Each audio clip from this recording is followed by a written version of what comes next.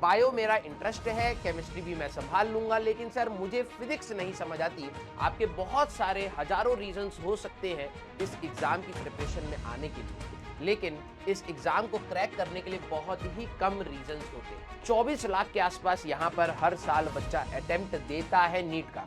उसमें से जो सीरियस बच्चा है वो 4-5 लाख के आसपास होता है। मेरे फादर ने एक बात बोली थी कि अगर आपको 30 की उम्र के बाद अपनी पूरी स्ट्रीम चेंज करनी पड़ी, अपनी पूरे करियर को डायरेक्शन देना पड़ जाए दोबारा, दैट मींस आपके 30 साल बर्बाद। हेलो बच्चों, मेरा नाम है राजन सिंह और मैं आप सभी का स्वागत करता हूं बेटा अर्जुना नीट 2.0 बैच में। और जितने भी मेरे अंटरपेंटर्स मतलब जो भी स्टूडेंट मेरे से पढ़ेंगे, मैं उनको प्यार से अंटरपेंटर्स बोलता हूं।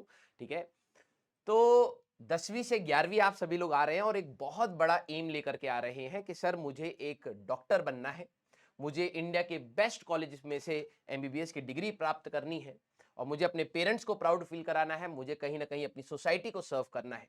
आपके बहुत सारे हजारों रीजंस हो सकते हैं इस एग्जाम की प्रिपरेशन में आने के लिए, लेकिन इस एग्जाम को क्रैक करने के लिए बहुत ही कम रीजंस होते हैं। ठीक है, तो मैं आज आप सभी लोगों के सामने क्लास 10 से क्लास 11th जो मूव कर रहे हैं, आप सभी लोगों के बोर्ड्स के रिजल्ट आ गए हैं। तो first of all congratulations to everyone जिन्होंने अच्छा स्कोर किया है।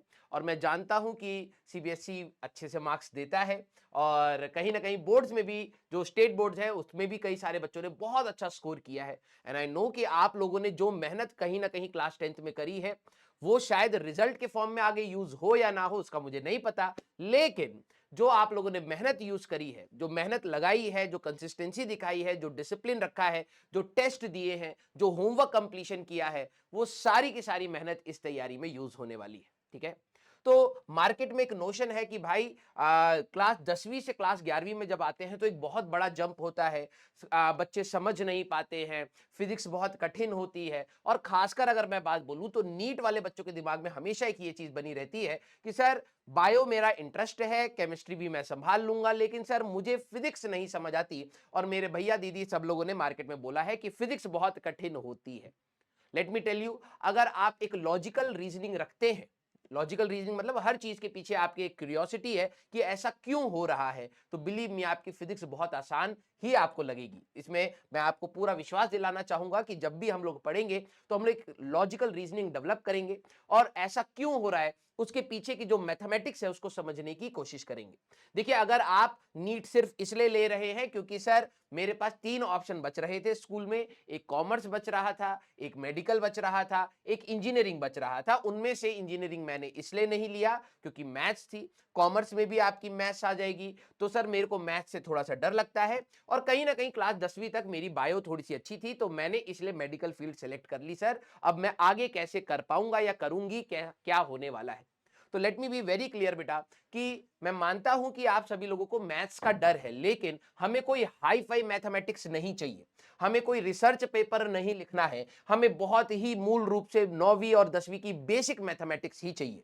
आप लोगों की जो मैथ्स की किताब आप लोगों ने 10वीं क्लास में पढ़ी है, मैं आप लोगों को बोल रहा हूं उससे भी कम, उसका 10% ही मेरे को यूज करना है और जो भी एक्स्ट्रा चीजें होंगी वो सारी चीजें मैं आप लोगों को पढ़ाऊंगा। देखिए, जब आप नीट की तैयारी कर रहे हैं तो आपकी प्रैक्टिस धुआंधार होनी चाहिए, क्योंकि आप सभी लोगों को पता है कि 24 लाख के आसपास यहां पर हर साल बच्चा अटेम्प्ट देता है नीट का। उसमें से जो सीरियस बच्चा है वो 4-5 लाख के आसपास होता है। तो आप भीड़ देख करके मत घबराइएगा कि सर मैं 25 लाख 24 लाख बच्चों में से कैसे एक्सेल करूंगा। अगर आप डेडिकेशन एंड डिसिप्लिन के साथ पढ़ रहे हैं तो बिलीव मी आप वो 5 लाख में तो ऑलरेडी आ जाएंगे, तो आपको 24-25 लाख का नहीं देखना है।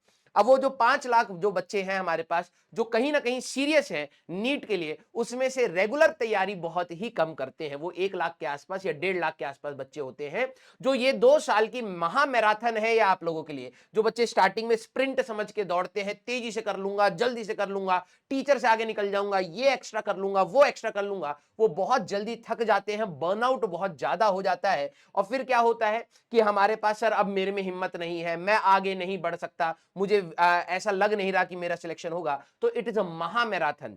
जेई की तैयारी मैराथन है और नीट की तैयारी महा मैराथन है, क्योंकि ये बहुत लंबी चलती है बेटा।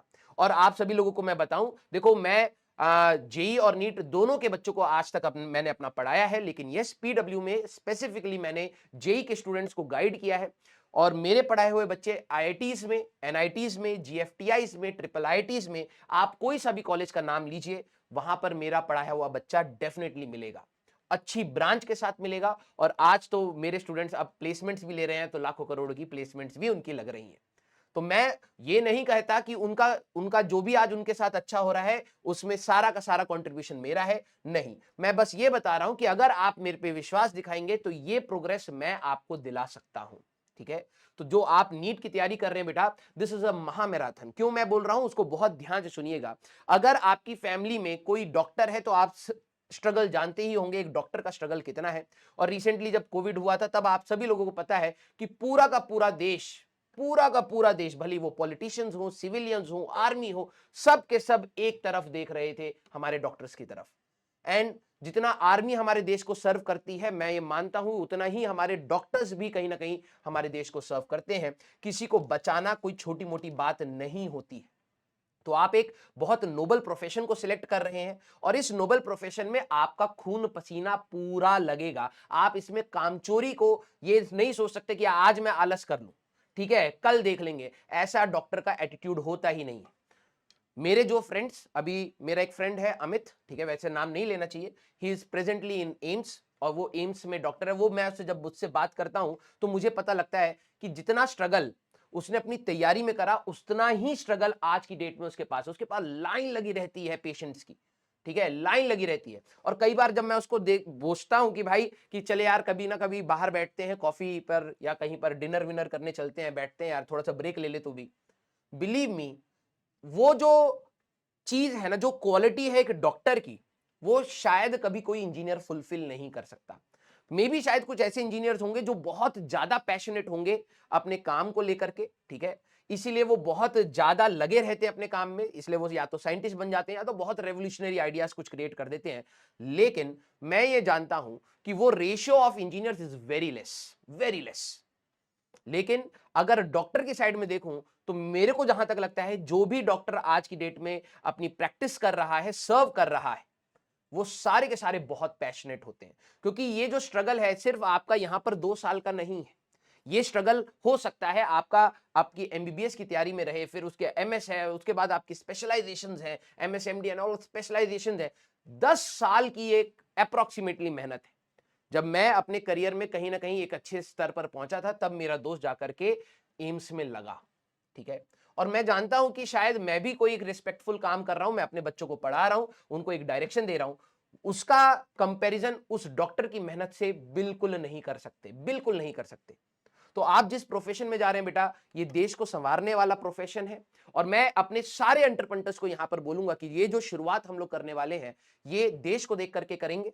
पूरी मेहनत हमारी रहेगी कि भाई हमारा देश आगे बढ़ना चाहिए, और जब आप लोग पढ़ेंगे तभी हमारा देश आगे बढ़ेगा। मैं मानता हूं कि इसमें इतना भी लोड नहीं लेना कि सर आप तो हमें डरा रहे हो कि 10 साल की मेहनत है। हाँ है, इसीलिए इंडिया में से बहुत कम अच्छे डॉक्टर्स निकलते हैं, और जो डॉक्टर्स निकलते हैं इंडिया के, आप सभी लोगों को पता है कि पूरा वर्ल्ड उनको जानता है और वो रिनाउंड होते हैं। पूरे वर्ल्ड के बड़े बड़े लोग आकर के इंडिया में ऑपरेशंस कराना पसंद करते हैं, क्योंकि हमारे डॉक्टर्स में वो खास बात है। और वो जो प्रोसेस में जिसमें आप जा रहे हो, ये वो वही प्रोसेस है जो वर्ल्ड रिनाउंड हमारे डॉक्टर्स को बनाता है, राइट।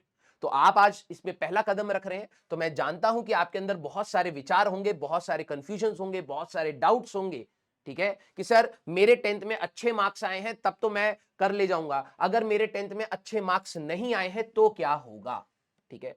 तो it's all come with a hope.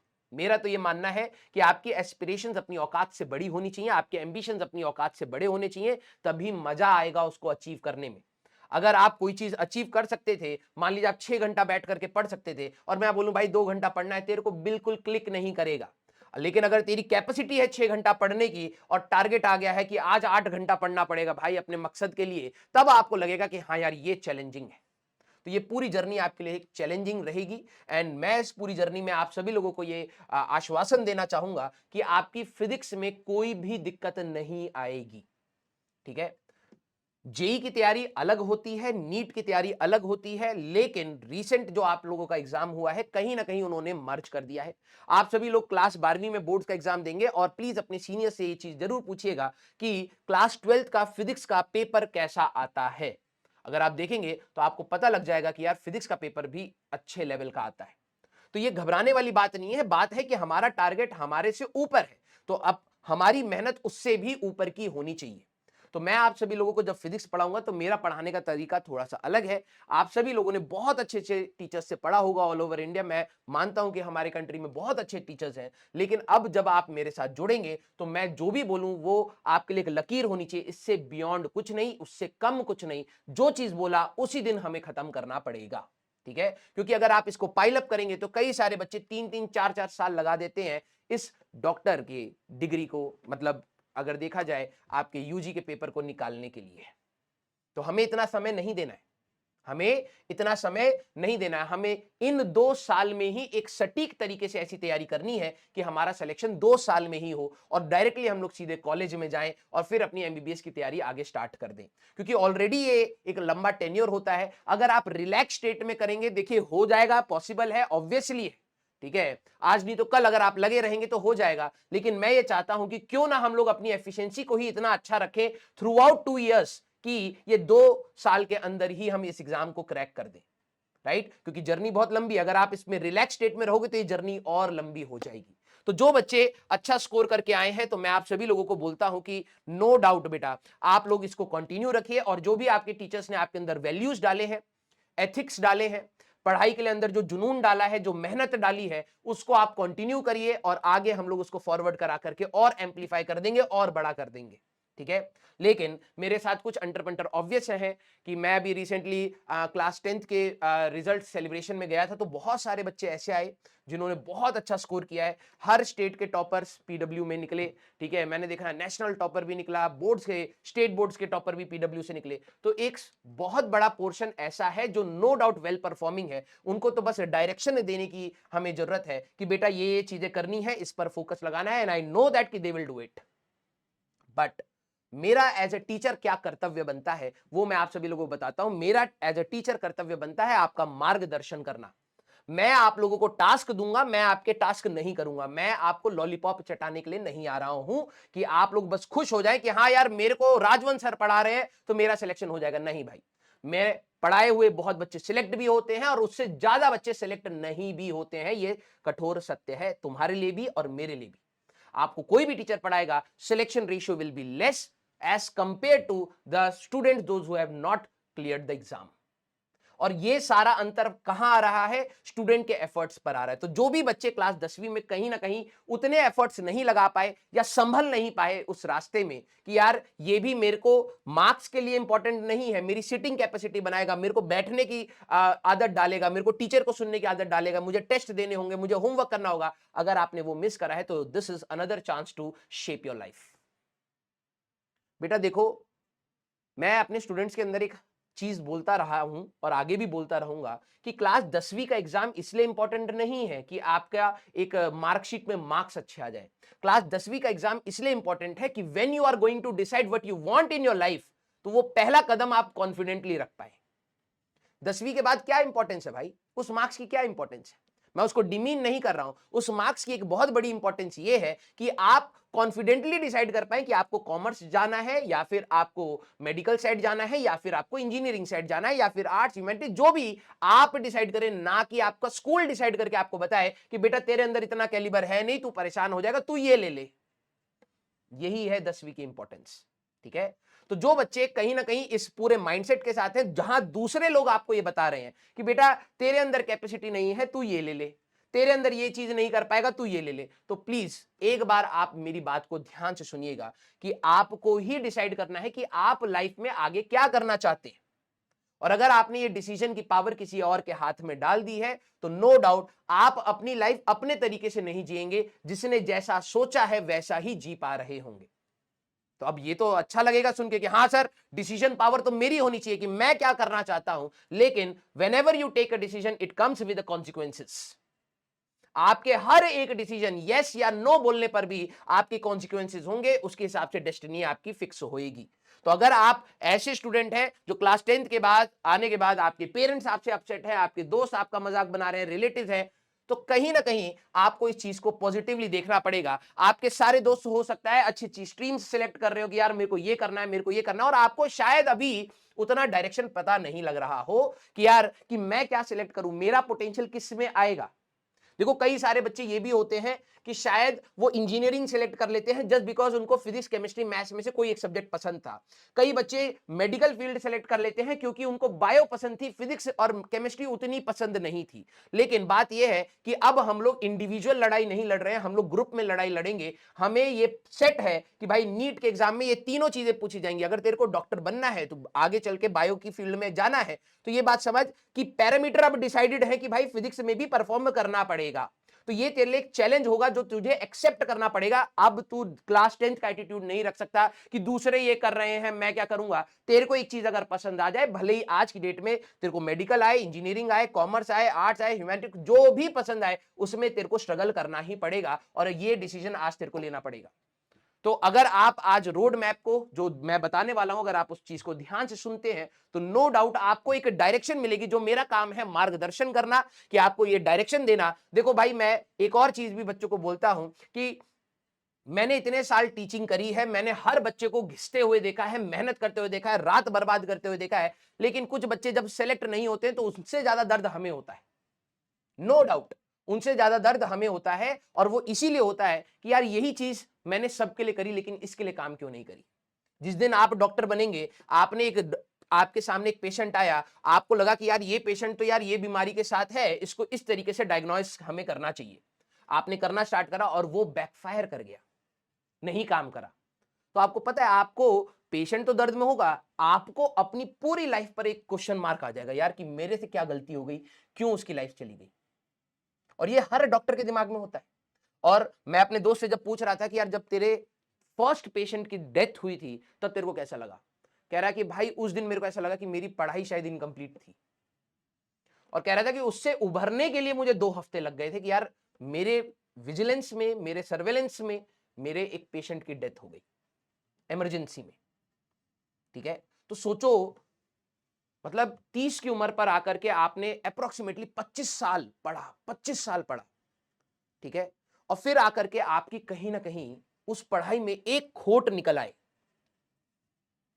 और किसी की जान चली जाए। एक होता है यार कि मैं एज अ इंजीनियर हूं, अगर मैंने कोई गाड़ी डेवलप करी या कुछ करा तो हो सकता है कुछ टेक्निकल डिफॉल्ट हो जाए जो मेरे कंट्रोल में नहीं था, मैंने अपनी बेस्ट ऑफ द नॉलेज से करा और कुछ एक्सीडेंट हो जाए एंड ऑल, तो तब भी मैं कहूंगा कि यार एक डिवाइस की प्रॉब्लम थी। लेकिन डॉक्टर कहीं ना कहीं इन सारी चीजों से ऊपर होता है बेटा, वो सीधे सारी चीजें उसी पर आती हैं, है ना। तो हमारी तैयारी बहुत अच्छी होनी चाहिए। इसीलिए आपके लिए एक रोड मैप है बेटा कि आप अपनी तैयारी को, अब 10वीं के बाद के जो भी गम है मैं मानता हूं कुछ दिन तक रहेंगे, लेकिन अगर आपने जल्द से जल्द नई शुरुआत नहीं करी किसी भी डायरेक्शन में, किसी भी डायरेक्शन में आप अपनी स्ट्रीम सेलेक्ट करिए, किसी भी डायरेक्शन में अगर आपने जल्द शुरुआत नहीं करी फिर वही होगा लूप कि आप लेट स्टार्ट करेंगे, लेट रियलाइजेशन होगा, मेहनत करेंगे, डायरेक्शन सेट नहीं हो पाएगी। मेहनत तो हर कोई कर रहा है बेटा। आपको अगर मैं एक नाव पर बैठा दूं और मैं बोलूं बेटा चप्पू चलाते जा, तू चप्पू चलाता चला जाएगा, लेकिन अगर डायरेक्शन सेट नहीं हुई, जाना इधर था, तूने 1 डिग्री का चेंज ले लिया अपने हिसाब से, तू चप्पू चला के कहीं और पहुंच जाएगा बेटा। तो बात यह है कि सिर्फ मेहनत से काम नहीं चलने वाला, हमारी एक स्मार्ट स्ट्रेटेजी भी होनी चाहिए कि किस तरीके से हमें अपने एम तक पहुंचना है। तो ये रोड मैप कहीं ना कहीं आपको इनिशियल डायरेक्शन देगा, और जैसे जैसे हम लोग बैच में आएंगे आपको और डायरेक्शन देते रहेंगे। क्योंकि होता क्या है, जब आप तैयारी करते हैं कभी ना कभी इधर उधर आप भटकते चले जाएंगे। आपका दोस्त आपके दिमाग में कोई बात डाल देगा, भाई देख ये करने से सिलेक्शन हो जाएगा। फिर आप जाओगे स्कूल में, आपका टीचर बोल देगा ये करने से सिलेक्शन होगा, आपके बड़े दीदी भैया बोल देंगे बेटा ये करने से सिलेक्शन होगा, आपके पेरेंट्स बोल देंगे बेटा स्कूल पर ध्यान देने से सिलेक्शन होगा। और मुझे पता है ये सारी की सारी डिस्ट्रैक्शन तेरे दिमाग में रहेंगी जब मैं तेरे को पढ़ा रहा हूंगा। ऑब्वियस है बेटा। और तेरे को अगर ये बात लग रहा हो कि नहीं सर मैं तो बहुत सिंसियर हूं, क्योंकि अब आती है खेल हमारे डिस्ट्रैक्शंस की। 10वीं तक आपकी डिस्ट्रैक्शंस होंगी, मैं मानता हूं। ठीक है, आपको गेम्स का एडिक्शन होगा, आपको पढ़ाई करने का मन नहीं करता होगा, लेकिन फिर भी आप वहां पर स्कोर कर सकते हैं। आपने अगर इतना पढ़ा कि 70 मार्क्स आएंगे तो आप 70 तक पहुंच सकते हैं। यहां का खेल बिल्कुल उल्टा है बेटा। This is a hard core competition, hard core competition, जहां पर आप 100 मार्क्स का अगर सोच के जाएंगे तो आप 50 पर गिरेंगे। तब आपका सबसे पहले एटीट्यूड खराब होगा, आप मेंटल ब्रेकडाउन पर जाएंगे कि यार मैं तो मेहनत यार 100 मार्क्स की करके आया था, 50 मार्क्स क्यों है? क्योंकि नेगेटिव मार्किंग है। अगर आपकी खोट निकली तो आपको एक झटका लगेगा कि यार मैं जहां 4 मार्क्स सोच रहा था वहां पर एक -1 लेकर के बैठा हूं। ठीक है, तो ये मेंटल गेम है, क्या चीज पकड़नी है, क्या चीज छोड़नी है। और जब हम लोग जेई की तैयारी करवाते हैं अपने बच्चों को, तो हम स्क्रीन पर ऐसे ऐसे बड़े बड़े सवाल मुंह पर में मार देते हैं बच्चों की, जिससे उनको ये पता लगे कि भाई सिर्फ 4 मार्क्स इंपॉर्टेंट नहीं है, -1 भी हमारे लिए इंपॉर्टेंट है। अगर इस सवाल को अटेम्प्ट करने बैठे तो हमारा एक तो समय गया, और पता लगा आंसर गलत आया तो पूरे समय के साथ -1 लेकर के मैं आऊंगा, और जहां मैं 4 सोच रहा था वहां पे पीछे 5 मार्क्स है ना, 4 तो गए गए, ऊपर से -1 एक और लेकर के आए। तो हमें अपनी तैयारी को बहुत ध्यान से रखना है, और अगर आप ध्यान से लेक्चर्स को देखेंगे, बिलीव मी ये जर्नी बहुत आसान होगी। धीरे धीरे ही प्रोग्रेस आती है। कोई बच्चा इसको स्प्रिंट मान करके अगर दौड़ना स्टार्ट करेगा तो औंधे मुंह गिरेगा, बहुत चोट लगेगी, और ईगो जब हर्ट होगी ना बेटा कि अब नहीं हो पा रहा है, तो साथ में डिमोटिवेटिंग फैक्टर्स और हैं, तो वो तुम्हें दबा ही देंगे, डिप्रेशन में चले जाओगे। तो बहुत लाइटली रखना है। मेरा पढ़ाने का तरीका बहुत लाइट मूड वाला रहता है। मैं नो डाउट अगर 2 घंटे का लेक्चर है तो 1 घंटा 45 मिनट बिल्कुल सीरियस पढ़ाते हुए आपको दिखूंगा।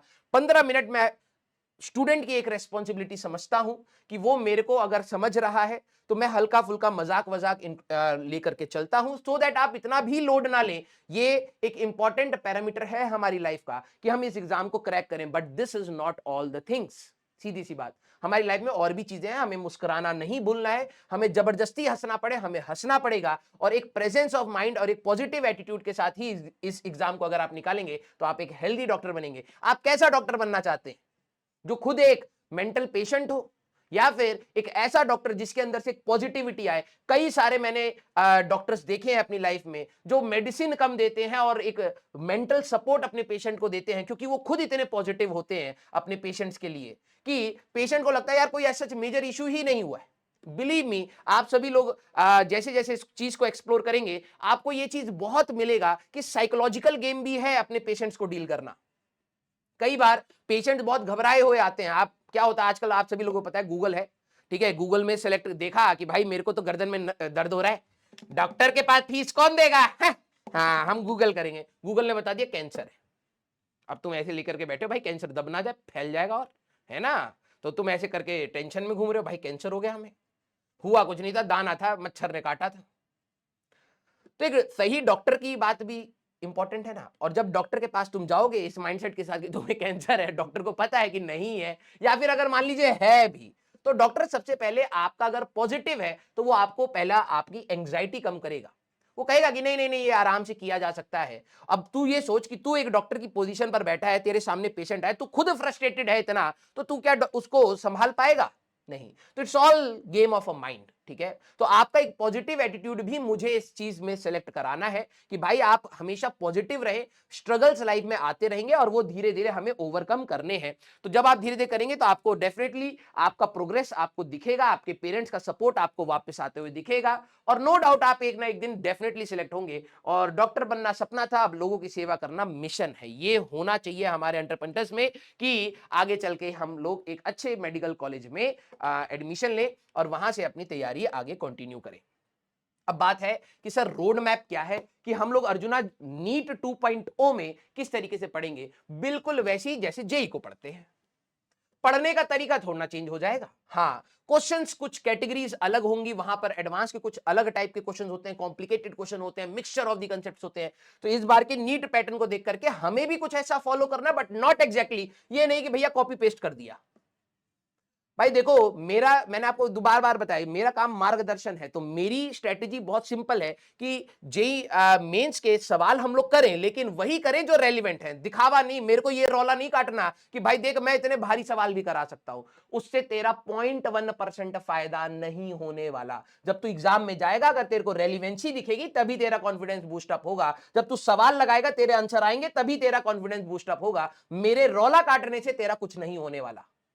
समझ रहा है। और इतने साल से मैं जेई बच्चों को पढ़ा रहा हूं, तो वहां पर तो और भी बच्चे जो होते हैं कि रौला रौला रौला चाहिए भाई, और बड़ा सवाल सर, और बड़ा सवाल, तो मुझे उनको रोकना पड़ता है। भाई एग्जाम रेलिवेंसी देख ले, तू ओलंपियाड का एग्जाम देने नहीं जा रहा, तू जेई एडवांस का एग्जाम देने जा रहा है, वहां के एग्जाम की रेलिवेंसी भी समझ करके हमें पढ़ना पड़ेगा। तो तरीका बिल्कुल ऑलमोस्ट सेम है कि जब आप अपने घर से क्लासेस को ले रहे हैं, तो सारी क्लासेस हमारी लाइव क्लासेस होंगी। मैं आपको लाइव टाइम पर आऊंगा कि 4 बजे अगर मान लो क्लास है, या 6:30 बजे, जो भी आपका टाइम रहेगा उस समय मैं आऊंगा। आपके बिल्कुल फुल अटेंशन होना चाहिए क्लास में। जितना कंसंट्रेशन से आप क्लास को करेंगे, उतना ही कम आपका रिवीजन का टाइम बनेगा।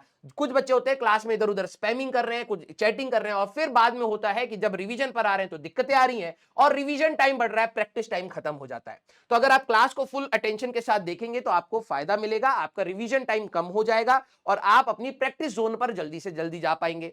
रिकॉर्डेड लेक्चर की अगर मैं बात करूं, तो कुछ लेक्चर्स आपको समरी के फॉर्म में आपको मिलेंगे। इंपॉर्टेंट पीवाईक्यूज क्या होते हैं सर? पास्ट ईयर क्वेश्चंस, जैसे नीट में पूछे जा रहे हैं या फिर एम्स में पहले पूछे गए थे, एएफएमसी के कुछ हमारे क्वेश्चंस होंगे। तो हमारे पास्ट ईयर्स के इंपॉर्टेंट क्वेश्चंस को हमें एनालाइज करना है, उनको देखना है, और कुछ एक्स्ट्रा क्वेश्चंस जो हम लोग नए ट्रेंड के बना सकते हैं, जो आने की पॉसिबिलिटी होती है, उनके लिए भी आपको तैयार करेंगे।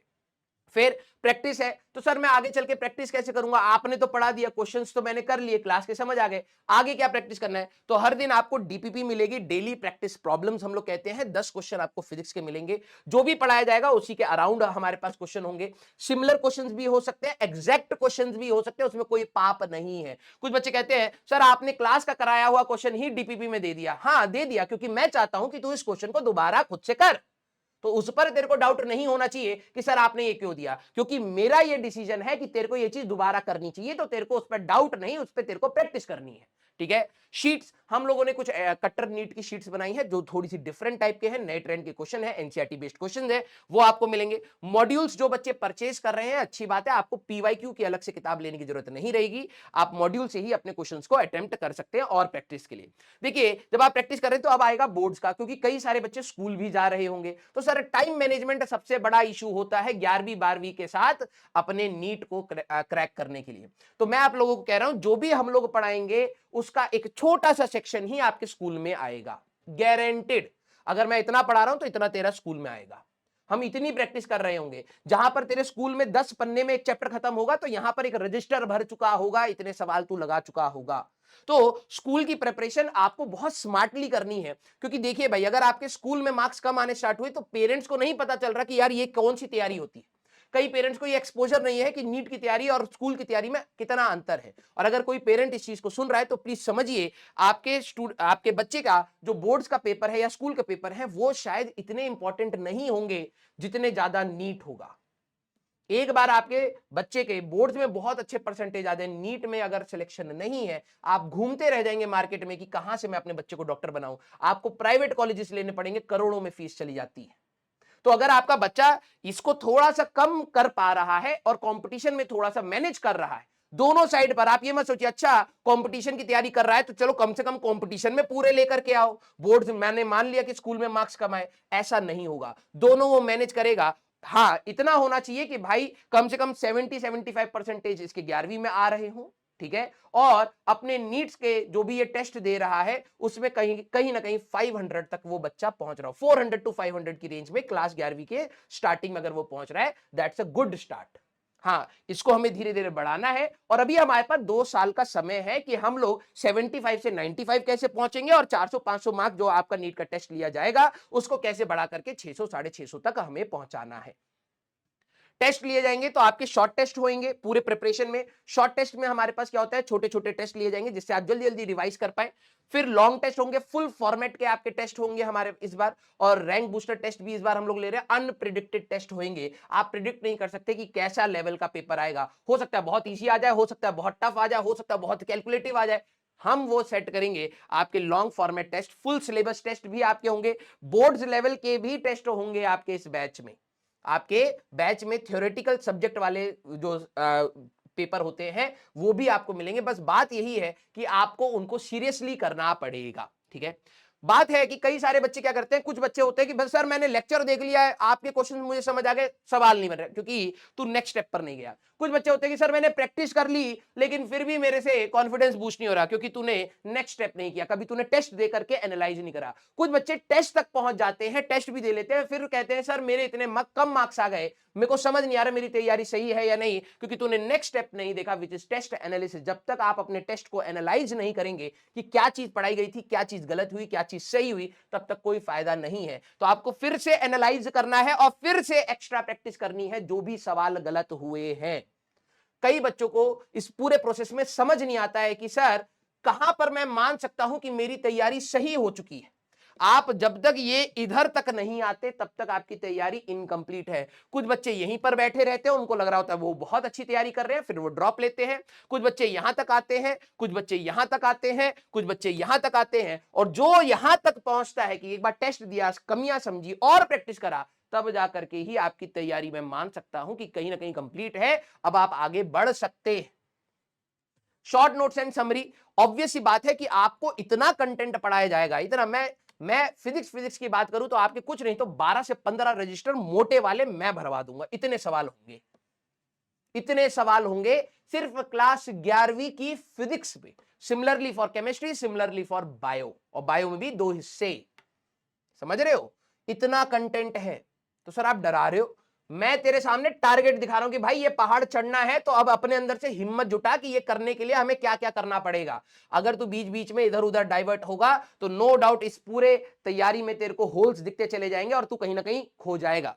और बात है कि सर इतने सारे कंटेंट को मैं रिवाइज कैसे करूंगा। ऑब्वियस सी बात है कि आपको short notes and summary lectures का मतलब कहते हैं ना पूरा यूज करना पड़ेगा। शॉर्ट नोट्स है आपको खुद बनाने चाहिए, लेकिन अगर आप नहीं बना पा रहे तो पीडब्ल्यू सप्लाई करता है। लेकिन मैं फिर भी बोलता हूं मेरी दी हुई चीज अपार्ट फ्रॉम क्लास आपके लिए बहुत ही कम यूज की होगी। अब ये बोलो कि सर शॉर्ट नोट्स आप बना करके दे दो, भाई मैं बना करके दे दूंगा, मेरे को कोई दिक्कत नहीं है, बने भी पड़े हुए हैं, काफी सारे हैं। सर माइंड मैप दे दो, फॉर्मूला शीट दे दो, भाई देख लालच की कोई लिमिट नहीं होती, लालच की कोई लिमिट नहीं होती। अगर तू ये सोच रहा हो कि बस मैं फोल्डर पे फोल्डर बनाता चला जाऊंगा अपने लैपटॉप और मोबाइल में कि भाई मेरी तैयारी सही चल रही है, तो तू एक बहुत बड़ा अपने साथ धोखा कर रहा है।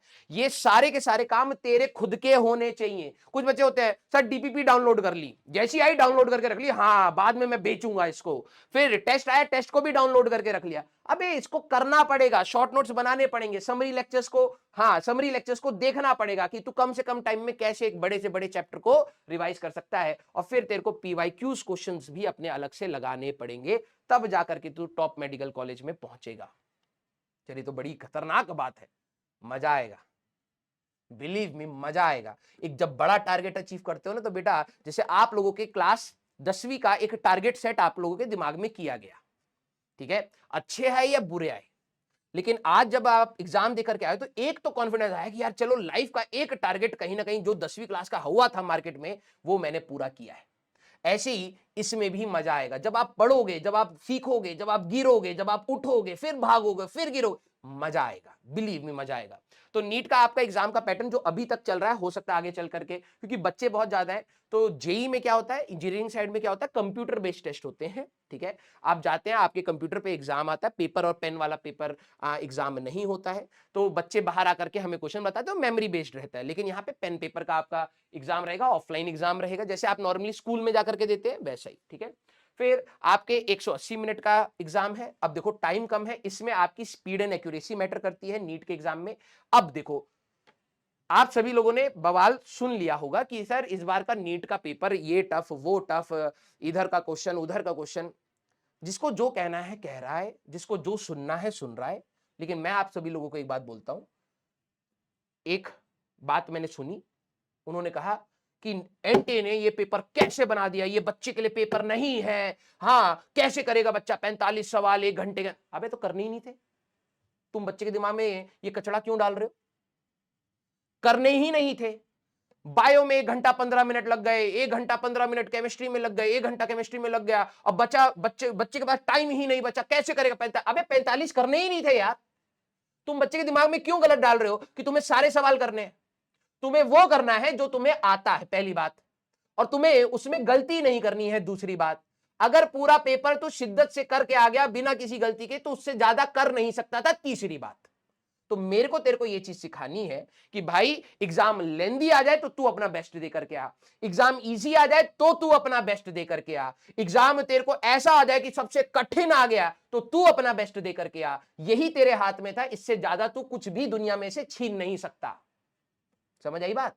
तो हमें जो मार्केट में मिथ है कि भाई इस 3 घंटे में इतने सवाल कैसे, अबे तो करने ही नहीं थे, आपने बच्चे के दिमाग में डाला क्यों कि इतने करने हैं? पैटर्न आता था, इजी आता था, 720 में से तो ठीक है भाई, तो बच्चों को सिखाओ, सवाल छोड़ने सिखाओ। टेम्पटेशन जब आता है कि ये सवाल हो सकता है, गलत भी हो जाएगा, फिर भी बच्चा कर रहा है, तो ये सिखाओ, ये हमारा काम है। और ये काम आपको शिद्दत से मैं सिखाऊंगा कि आपके सामने एक बड़ा सवाल है, नहीं आ रहा, भाड़ में जाए, भाड़ में जाए, एक सवाल नहीं करूंगा, कोई दिक्कत नहीं। ये भी हमें सीखना है इस तैयारी में, क्योंकि कुछ बच्चे सोचते हैं मैं सारे सवाल लगाऊंगा तभी मेरा सिलेक्शन होगा। ऐसा नहीं है भाई। देख, गिल्ट से मर जाएगा जिस दिन तू एग्जाम से वापस आया और नेगेटिव खा करके वापस आया ना, गिल्ट से मर जाएगा कि मेरे 2-3 साल बर्बाद हो गए और मैंने ये 10 सवाल, आते हुए सवाल गलत कर दिए। मैं अपने जेई के स्टूडेंट में हमेशा कहता हूं कि एग्जाम से जब तुम वापस आओ तो तुम अपने बेस्ट फॉर्म में वापस आओ, जैसे तुम गए थे वैसे के वैसे वापस आओ कि सर एग्जाम में मेरे से जितना हो सकता था मैंने कर दिया, इसके बाद मैं कुछ नहीं कर पाता, ना मेरे पास समय था और ना ही मेरे को क्वेश्चन समझ आ रहे थे। हमारी स्पीड इतनी होनी चाहिए, हमारी एक्यूरेसी इतनी होनी चाहिए कि एग्जाम का जो भी सवाल हमारे कैपेबल जोन में था वो हमें फोड़ना है। भाई तू खुद समझ, तू खुद समझ कि तू 100 मीटर तक ही दौड़ सकता है, 100 मीटर दौड़ने के बाद एक कदम रखेगा तू मर जाएगा। समझ इस बात को, समझ, ठीक है? तो मैं तेरे को 100 मीटर के बाद एक कदम क्यों रखने दूं? तू मर जाएगा भाई। मैं तो तेरे को ये बोलूंगा ना, बेटा देख 100 मीटर की रेस है तो तू 100 मीटर कंप्लीट करके आ जा, बस तू अपना बेस्ट दे दे। तू जीते हारे डजंट मैटर, क्योंकि लाइफ यही थोड़ना है कि भाई इस एग्जाम से ही सब कुछ डिसाइड होगा, नहीं होता है। आजकल इतने अच्छे अच्छे डॉक्टर्स हैं, उनकी पर्सनल लाइफ भी प्रॉब्लमेटिक होती है। जब डे और नाइट की शिफ्ट लगती है तो प्रॉब्लमेटिक होती है। तो क्या भाई इस एग्जाम ने क्यों नहीं सॉल्व किया उनकी प्रॉब्लम? क्योंकि ये बच्चे के माइंडसेट को क्लियर करना बहुत जरूरी है कि दिस एग्जाम आपकी एक एजुकेशन क्वालिफिकेशन बढ़ा रहा है, आपकी कैपेबिलिटीज इन पर्सनल लाइफ नहीं बढ़ा रहा है। समझिए इस चीज को। तो ये आपको जिंदगी जीने का तरीका नहीं सिखाएगा, आपको मेहनत करने का तरीका सिखाएगा। इस एग्जाम में अगर मान लीजिए नहीं भी हो पा रहा है, लेकिन और फ्रंट्स भी हैं जो हमें इंप्रूव करने हैं। समझिए इस चीज को, ठीक है? तो आपका फिजिक्स, केमिस्ट्री, बायोलॉजी, बायोलॉजी में आपके 2 सेक्शंस रहेंगे, हमारे पास zoology and botany. And believe me, without this bio आप इस एग्जाम के लिए एलिजिबल ही नहीं है। मतलब एलिजिबल मतलब आप कुछ नहीं कर सकते। आपके 360 में से 360 का अगर आपका टारगेट नहीं है, सर भाई तो आप कह रहे थे फुल नहीं लाना है, यहां लाना पड़ेगा, यहां लाना ही पड़ेगा। बायो में कोई एक्सक्यूज आप नहीं बना सकते। अभी बायो के टीचर्स आप लोगों को और गाइड करेंगे। फिजिक्स में एक आध सवाल छूट जाए कोई दिक्कत नहीं, लाइफ इतनी बड़ी नहीं पलटती, बिलीव मी, ठीक है? एमसीक्यूज आपके मल्टीपल करेक्ट ऑप्शंस वाले रहेंगे, ठीक है? मल्टीपल ऑप्शंस रहेंगे, उसमें से एक सिंगल करेक्ट रहेगा। 180 क्वेश्चंस आपके रहेंगे, 720 मार्क्स का आपका रहेगा। बड़ा सा टारगेट है सर, कैसे होगा? हो जाएगा, हो जाएगा, ठीक है? अब एक होप के साथ ही आपको स्टार्ट करना है। इंडिया में बहुत अच्छे अच्छे मेडिकल कॉलेजेस हैं, मैं इसके बारे में आप सभी लोगों को बता चुका हूं कि वर्ल्ड रिनाउंड है भाई, वर्ल्ड रिनाउंड, ठीक है? मतलब बाहर के अगर कोई पॉलिटिशियंस भी होते हैं ना, तो वो भी इंडियन डॉक्टर्स की अपॉइंटमेंट लेकर के बैठे होते हैं कि भाई इनसे मुझे अपना इलाज कराना है। यूएस के one of the finest doctors Indian हैं, ये आप लोगों को पता है। यूरोप के one of the finest doctors Indians हैं, क्योंकि इस तैयारी में जो एनर्जी चाहिए, जो पैशन चाहिए, जो लगन चाहिए, जो जुनून चाहिए, जो पागलपन चाहिए ना, वो सिर्फ इंडियंस में है, वो सिर्फ इंडियंस में है, ठीक है? तो आप सभी लोग जितने भी बच्चे हैं, ठीक है, आप सभी लोग को मैं यही बात बोलूंगा कि बिल्कुल सिंसियरली इस चीज को तैयार करना, ठीक है? अब मेरी तरफ से क्या होगा, समरी लेक्चर्स रहेंगे, ऑडियो पॉडकास्ट। मैं आपके साथ एक टेलीग्राम ग्रुप शेयर करूंगा। लेक्चर खत्म होने के बाद मैं उसको ऑडियो पॉडकास्ट में रिवाइज करवाऊंगा आपको, ठीक है? करियर गाइडेंस, आगे क्या क्या ऑप्शंस बनते हैं। कभी कभार आप देखो, बहुत कड़वी बात बोलूंगा, ठीक है? हो सकता है इससे ऑर्गेनाइजेशंस को नुकसान हो, दुख हो, लेकिन रियलिटी ये है कि सबका सिलेक्शन नहीं होगा। सर इतनी मेहनत करने के लिए आप कह रहे हो फिर भी नहीं होगा, तो फिर मैं जिंदगी कैसे जीऊंगा? हर कोई जी रहा है, हर कोई जी रहा है। मेरी जो सबसे छोटी बहन है शिखा, उसने मेडिकल की तैयारी करी, नहीं हुआ, ठीक है? उसने फिर बीएससी करी, फिर डीयू से, फिर उसने एमएससी करी इन्वायरमेंटल में। आज एक बहुत बड़ी फर्म में काम कर रही है, अच्छी पोजीशन पर काम कर रही है, इंडिपेंडेंट है, अपना अर्न करती है, अपना खर्च करती है, अपनी लाइफ एंजॉय करती है। The whole purpose on this planet is हमारा to live a life, to live a meaningful life, to live a spiritual life, और कोई पर्पस नहीं है ना, ठीक है। तो हमें तो समय काटना है।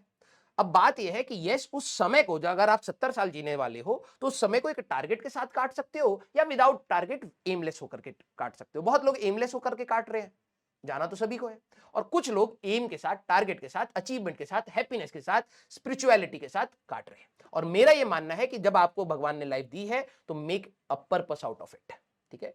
तो जो भी बच्चे हैं कि सर अगर मेरा नहीं हुआ सिलेक्शन तो मैं क्या करूंगा, मेरे पापा मम्मी के ड्रीम्स हैं, तो कई बार ड्रीम्स पूरे होते हैं, कई बार नहीं होते हैं, और जब टूटते हैं तो बड़े ड्रीम्स बनाने का मौका भी मिलता है, ठीक है। तो आपको मैं हमेशा बीच बीच में अपलिफ्ट करूंगा, करियर के हिसाब से गाइड करूंगा कि यार ये बेहतर है, ये नहीं है। जैसे हम लोग जेई वालों को, इंजीनियरिंग वाले बच्चों को हमेशा बताते रहते हैं कि यार ये कॉलेज अगर आईआईटीज में नहीं हुआ, एनआईटीज में नहीं हुआ, तो इंडिया में और भी बेहतर कॉलेजेस हैं, वहां से करा जा सकता है, तो वो गाइडेंस रहेगी। इंपॉर्टेंट टेस्ट के क्वेश्चंस का डिस्कशंस मैं आपको लेता चलूंगा। एनसीईआरटी, फिजिक्स की एनसीईआरटी के बारे में अब मैं एक बात बता देता हूं, देयर इज अ मिथ कि फिजिक्स की एनसीईआरटी भी आपके लिए इक्वली इंपॉर्टेंट है as compare to bio. Bio की हर एक लाइन एनसीईआरटी की टीचर अगर ना कराए तो पकड़ लेना, क्योंकि वहां पर हर एक लाइन से सवाल आता है। फिजिक्स की हर एक लाइन पर सवाल बनाया जाता है, लेकिन वो आपको डायरेक्टली नहीं दिखेगा। तो फिजिक्स की एनसीईआरटी आप रीड करके नहीं समझ सकते, वो अनरीडेबल फॉर्मेट में ही लिखी गई है। सर ऐसी कैसी किताब है? हाँ, अब लिखी है तो लिखी है भाई, सारी साइंटिस्टों ने दिमाग लगाया, अपना लिख दिया। फिजिक्स इतना भारी सब्जेक्ट है, उन्होंने लगा ये तो समझ आ जाएगा, हमारे बच्चों के पास दिमाग कहाँ है, भूसा भरा है। अब वो सोच रहे हैं अरे ये तो एनसीईआरटी हम खरीद लें, सस्ती भी आती है, हम इसी से प्रैक्टिस करेंगे। नहीं कर पाओगे, हमारी जरूरत वहां पर पड़ेगी जब मैं एक बार आपको पढ़ा दूं। अगर आपका इंटरेस्ट है कि सर मेरे को फिजिक्स की भी एनसीईआरटी पढ़नी है, तो you can give a read, लेकिन प्रॉब्लम वही है कि वो भी आपको इतना ज्यादा कनेक्ट नहीं कर पाएगी। तो क्लास के नोट्स ही आपके लिए इंपॉर्टेंट रहेंगे। जो इंपॉर्टेंट क्वेश्चन है उनको हम लोग डेफिनेटली डिस्कस करेंगे। मेरा पढ़ाने का तरीका इज टोटली डिफरेंट। मैं सिमुलेशंस एंड एनिमेशंस को यूज करके पढ़ाता हूं। एडटेक का होने का फायदा है। ऑल्दो जब मैं ऑफलाइन में था तो मैं सभी बच्चों के मोबाइल पर कहता था कि भाई देखो मैंने आपको ये वीडियो भेजी है, प्लीज इसको देखिए और फिर इसको समझिए, फिर इसको डिस्कस करते हैं। तो उसका कंपैरिजन इजी है कि मैं आपको सिमुलेशंस एंड एनिमेशन से पढ़ाऊंगा, ठीक है। मेरा पढ़ाने का तरीका थोड़ा सा अलग है। मैं सामने आपके एक्सपेरिमेंट शायद ना कर पाऊं, बट बिलीव मी, मैं कंप्यूटर पे ही इतना, स्क्रीन पर ही इतना कर दूंगा कि आपको मक्खन के जैसे फिजिक्स समझ आएगी। बट आपको थोड़ा सा अपनी कैलकुलेशन को संभालना है। Physics without maths is nothing, ठीक है। बस देखा जाए पूरी दुनिया को पढ़ना फिजिक्स है, और जिस भाषा में भगवान ने इस पूरी दुनिया को बनाया है वो भाषा है मैथ्स। तो अगर आपको इस दुनिया को समझना है तो मैथ्स जाननी पड़ेगी, उसमें भी मैं आपको सपोर्ट करता चलूंगा। अब मुझे पता है हमारे कुछ अंटरप्रेन्योर्स होते हैं हमेशा डाउटफुल रहते, पॉजिटिव भी है तब भी डाउट, पॉजिटिव, अरे हम ज्यादा खुश तो नहीं हो गए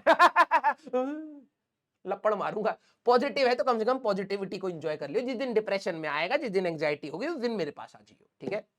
तो सर हमारे कुछ डाउट्स हैं, टाइम टेबल क्या होता है? सर सुबह 5 बजे नहीं उठ पाया, आज मैं 5:05 पे उठा हूं, अब हम नहीं पढ़ पाएंगे आज। गधे इंसान, तुम्हारे लिए कोई टाइम टेबल नहीं है। पता नहीं किस मतलब बेवकूफ इंसान ने टाइम टेबल नाम की चीज बनाई है। There is no time table. जब मेरा पढ़ने और पढ़ाने का तरीका अलग है। मैं ये कहता हूं डोंट वेस्ट टाइम, सीधी सी बात, इससे बढ़िया कुछ नहीं है भाई। जब आप बैठे हो और आपके पास बैकलॉग बना पड़ा है, आपको होमवर्क करना है और आप टीवी देख रहे हो, तो ये बेवकूफी है, सीधी सी बात है। अब तू बनाए कि नहीं भैया मैं 7:05 से बैठूंगा और 8:09 पे उठ जाऊंगा। अब क्या कर रहा है ये? मशीन थोड़ा बनना है, इंसान ही है ना तू। तो सीधी सी बात है, बी प्रैक्टिकल। अगर तेरे को लग रहा है तेरा होमवर्क बचा हुआ है, तेरे को क्वेश्चंस और लगाने चाहिए, कॉन्फिडेंस नहीं आ रहा है, तो भाई समय बर्बाद मत कर। अब तू स्कूल जा रहा है, सर मेरे पास ना स्कूल जाने के बाद समय नहीं बचता। अभी तो स्कूल में तू आधा टाइम तो वेस्ट कर रहा है। तो तेरे अंदर प्रैक्टिकलिटी होनी चाहिए कि यार तू उस टाइम को यूटिलाइज कर। और जो बच्चा उसको यूटिलाइज करता है, बहुत प्रैक्टिकल माइंडसेट के साथ उसका सिलेक्शन होता है, मैंने देखा है। तो टाइम टेबल क्या होता है सर? मैं कितने बजे उठूं, कितने बजे, कुछ नहीं। समय बर्बाद मत कर, जितना तू पढ़ सकता है। अगर तेरे को लग रहा है तू 3 घंटा ही पढ़ सकता है, वो 3 घंटा तू सफिशिएंटली दे ले और फिर सो जा भाई। तेरे को खेलना है तू खेल ले, कोई दिक्कत नहीं है, ठीक है, कोई दिक्कत नहीं है। कुछ बच्चे रिग्रेट मोड में आ जाते हैं। इस तैयारी ने हम लोगों के माइंडसेट के साथ भी बहुत कुछ खेला है। जब मैं कोटा में अपनी तैयारी कर रहा था तो believe me, I was always in a regret कि यार मैं तो लंच करने गया था, मैंने सोचा था 8 बजे से पढ़ूंगा, 8:10 हो गए, यार मेरे 10 मिनट खराब हो गए। खाना भी मैं रिग्रेट में ही खा रहा हूं, जल्दी जल्दी खा लेता हूं भाई, मेरे को पढ़ना है। फिर मैं जब बैठा हूं पढ़ने के लिए तो मेरे 10 मिनट मेरे दिमाग में घूम रहे कि यार मैंने 10 मिनट बर्बाद। क्या नौटंकी है? एंजॉय योर लाइफ, ठीक है।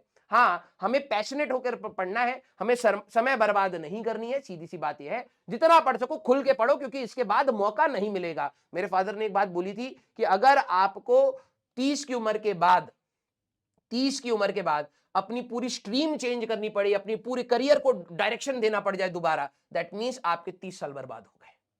तो आप अपने डिसीजन को बहुत प्रिसाइसली लेकर के आगे बढ़िए कि आपको ये ना हो कि 28-29 की उम्र पर यार अब ना मैं लॉ करूंगा।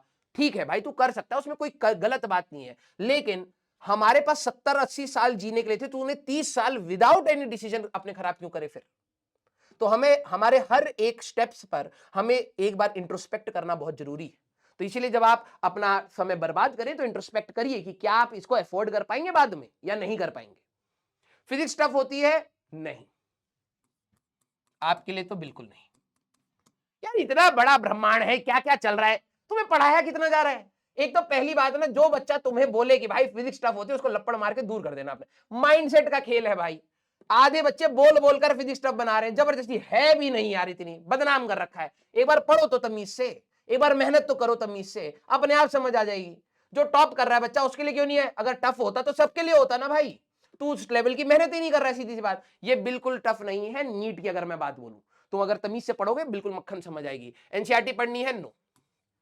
आप सीरियस होकर पढ़ाओगे, जैसा मैं बात कर रहा हूं मैं वैसे ही पढ़ाऊंगा, बीच बीच में जोक्स क्रैक करूंगा, क्योंकि आप लोग इतना लोड ना ले। सर मैं कहीं और इधर उधर से भी पढ़ लूं, बिल्कुल पढ़ ले भाई, तू सर्व ज्ञानी बन जा, धरती के सारे नोट्स तू डाउनलोड कर ले, बिल्कुल पढ़ ले। लेकिन जब समय खत्म हो जाएगा फिर रिग्रेट होगा।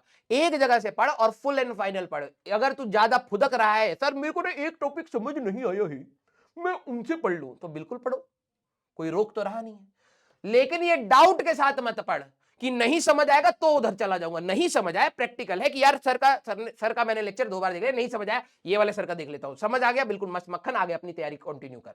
लेकिन हमेशा अच्छा यार ये वाला टॉपिक सर का नहीं समझ आया था, ये वाला टॉपिक इनसे समझ आया था, अब अगला जो समझ आ रहा है उसमें भी डाउट लेकर के बैठा है, यार ये और बेहतर कर लूं क्या उनसे समझ करके, पता लगे वहां पे तेरे को और घटिया मिल जाए। तो सबका अपना अपना एक वो है ना भाई, एक्सपर्टीज है भाई, कि मैं एक चीज को शायद बहुत अच्छे से समझा रहा हूं, एक चीज को नहीं समझा पा रहा, वो मेरा फेलियर होगा। लेकिन इसमें तेरे अंदर डाउट नहीं आना चाहिए, ठीक है? तो तू बिल्कुल पढ़ना चाहे पढ़ सकता है, लेकिन मैं आपको पहली बता रहा हूं टाइम फ्रेम बहुत लिमिटेड है। जो आपके बारी में जो टॉप मारेगा उसको भी दिन में 24 घंटे मिल रहे हैं, तेरे को भी 24 घंटे मिल रहे हैं। अब तू उसको प्रैक्टिस में देखना चाह रहा है या फिर सिर्फ लेक्चर देखने में चाह रहा है, वो तू डिसाइड करेगा। सर 11th टफ क्यों होती है? क्योंकि आप बहुत वीक हो। टफ नहीं है, आप बहुत 10वीं तक हम लोग बच्चे को इतना प्रेशर देते ही नहीं है। सर बच्चा है उसको क्यों प्रेशर देना चाहिए? तो यहां झेल लो। सर 11th ना इतनी टफ नहीं होनी चाहिए, बच्चा है छोटा छोटा, आगे लाइफ रगड़ देगी। जाओ कॉलेज में, वहां तो पढ़ोगे ना। सर नहीं कॉलेज भी ज्यादा टफ नहीं, एंजॉयमेंट होना चाहिए, तो ठीक है भाई, सुई लगाने के लिए जाएगा, भैंसे का इंजेक्शन इंसान में दे दियो, फिर उस दिन जब लोग मारेंगे हेलमेट से तब पता लगेगा तेरे को। तो कभी ना कभी तो लाइफ में टफ होएगा, तो यही है तेरे लिए अभी के लिए, ठीक है? कितनी कॉपीज बनानी है? जितनी जरूरत पड़ेगी। डीपीपी टेस्ट की अलग से बनाओ? अबे गधे इंसान, अगर तू कीचड़ फैला रहा है, एक ही कॉपी में नोट्स डीपीपी टेस्ट दे रहा है, तेरे को ही एक दिन के बाद समझ नहीं आ रहा है ये कौन सा सवाल था, तो डेफिनेटली तू अलग बना लियो।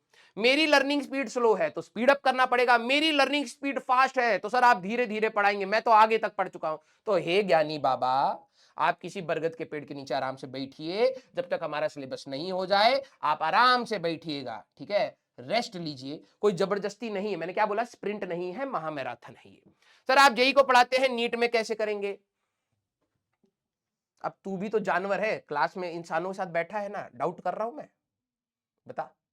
पूंछ की तरफ देख ले अपनी। हाँ हमारा एक सर हमें पढ़ाएगा, अच्छा टेलबोन होता है हमारा थोड़ा बड़ा हो गया। हाँ गधे भाई, देखो दो है तो फिजिक्स ही ना भाई, है तो फिजिक्स ही। तो मैं तेरे को फिजिक्स पढ़ाने आ रहा हूं, एग्जाम तुझे क्रैक करना है, सीधी सी बात ये है। क्वेश्चन लिखने हैं नहीं बेटा, मैं हमेशा अपने बच्चे को बताता हूं ये सवाल तो मेरे से बिल्कुल मत पूछना, क्वेश्चन को चाटना होता है। अबे गधे इंसान, अगर छोटा सवाल है तो लिख लियो, बड़ा सवाल है तो मत लिखियो, क्वेश्चन नंबर डाल के लेक्चर नंबर लिख लियो, दिमाग लगा यार।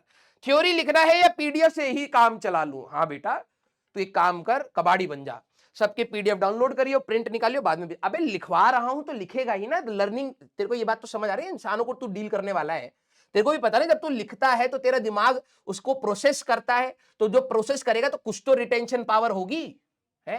तो अपना नाम लिख रहा है, इसका मतलब ये थोड़ा कि अरे गाड़ी आ गई, गाड़ी लिख दी हम। अबे नाम लिखेगा तो तेरे दिमाग में तेरा नाम ही तो रिपीट हो रहा होगा। तो मैं चाहता हूं कि तेरी लर्निंग स्पीड रहे, तो ऑब्वियस सी बात है तू क्लास में थ्योरी को लिखेगा ही लिखेगा। ठीक है, तो this is my road map. Class में हम लोग बहुत सारी चीजें आगे धीरे धीरे डिस्कस करेंगे। मैं बहुत ज्यादा ज्ञान फर्स्ट क्लास में नहीं दूंगा, मैं पहली बता रहा हूं। 5-10 मिनट जो नए बच्चे जिन्होंने ये लेक्चर नहीं देखा होगा उनको एक बार स्ट्रीमलाइन करेंगे, उसके बाद धुआंधार पढ़ाई।